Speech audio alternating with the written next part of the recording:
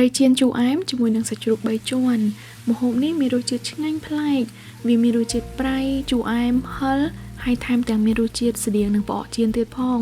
ពេលដែលយើងធ្វើហើយយកវាទៅញ៉ាំផ្ទាប់ជាមួយនឹងបន្លែស្រស់ៗត្រជាក់ឆ្ងាញ់មែនទែនជាដំបូងខ្ញុំនឹងចាប់ផ្ដើមដោយរៀបចំគ្រឿងបន្ទាប់បន្សំដែលយើងត្រូវការប្រើក្នុងម្ហូបមុខនេះដូចជាខ្ញីខ្ញុំចិញ្ច្រាំវាឲ្យម៉ត់ប្រហែលជា 2-3 ចំណិតបន្ទាប់មកទៀតគឺមានខ្ទឹមស5កំពឹសហើយនិងខ្ទឹមក្រហម5កំពឹសដែរយើងត្រូវចិញ្ច្រាំវាឲ្យម៉ត់ដូចគ្នាហើយបើបងប្អូនចូលចិត្តហឹរអាចដាក់ម្ទេសទៅតាមចំណង់ចំណូលចិត្តបន្ទាប់មកទៀតគឺមានស្លឹកខ្ទឹមខ្ញុំហាន់ផ្នែកគល់របស់វារាងវែងបន្តិចចំណែកឯស្លឹកវិញហាន់រាងខ្លីតូចចំណែកនេះវិញគឺជាគ្រឿងផ្សំសំខាន់ទី1សម្រាប់ម្ហូបមួយមុខនេះគឺសាច់ជ្រូក3ជាន់យើងត្រូវយកវាមកចិញ្ច្រាំឲ្យម៉ត់ហើយខ្ញុំប្រើសាច់ជ្រូក3ជាន់ចំនួន3ខាំរីឯគ្រឿងផ្សំសំខាន់ទី2គឺត្រីខ្ញុំនឹងប្រឡាក់វាឲ្យចូលជាតិបន្តិចសិនដោយដាក់ទឹកត្រី1ស្លាបព្រាបាយ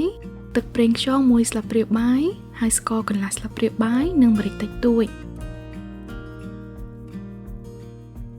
ហើយជាពិសេសសូមបងប្អូនកុំភ្លេចខ្ញីខ្ទឹមសខ្ទឹមក្រហមដែលយើងបានចិញ្ច្រាំម៉ត់មុននោះចំនួន1ស្លាបព្រាកាហ្វេដែរ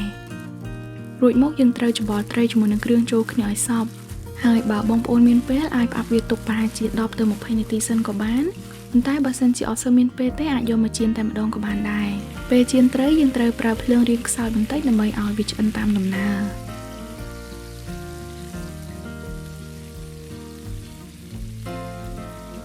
ឥឡូវនេះអំឡុងពេលរងចាំឲ្យត្រីឆ្អិនល្អយើងងាកទៅធ្វើទឹកជូរអែមដើម្បីស្រូបនៅលើត្រីគឺយើងត្រូវដាំខ្ទះមួយឲ្យក្តៅដោយដាក់ប្រេងឆា2ស្លាបព្រាបាយបន្ទាប់មកយើងដាក់ខ្ទឹមសនិងខ្ទឹមក្រហមដែលយើងបានចិញ្ច្រាំអំបាញ់មិញរួមជាមួយនឹងម្ទេសចូលទាំងអស់ហើយឆាវាឲ្យឡើងឈ្ងុយមែនទែន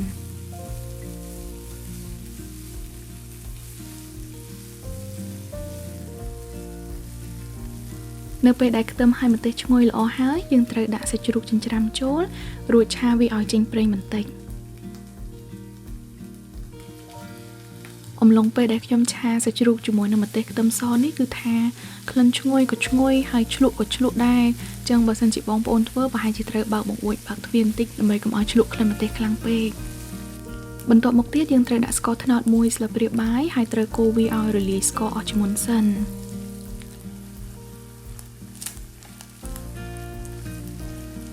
រួចហើយសូមដាក់ទឹកត្រី2ស្លាបព្រាបាយទឹកប្រេងខ្យង1ស្លាបព្រាបាយ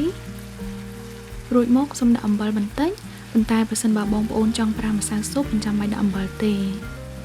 ហើយចុងក្រោយគឺទឹកអំបិលទុំដែលខាប់ល្អចំនួន3ស្លាបព្រាបាយក្រោយពីដាក់គ្រឿងចូលអស់ហើយយើងត្រូវបន្តឆាវាថែមទៀតរួចហើយសូមដាក់ទឹកចំនួន300មីលីលីត្របងប្អូនអាចប្រើកែវទឹកយើងធម្មតាមកវាល់ក៏បានដែរប្រហែលជាស្មើនឹងមួយកែវទឹកយើងញ៉ាំធម្មតាក្រោយពីដាក់ទឹកចូលរួចហើយយើងត្រូវបន្តឆាថែមទៀតហើយដាំវាឲ្យពុះ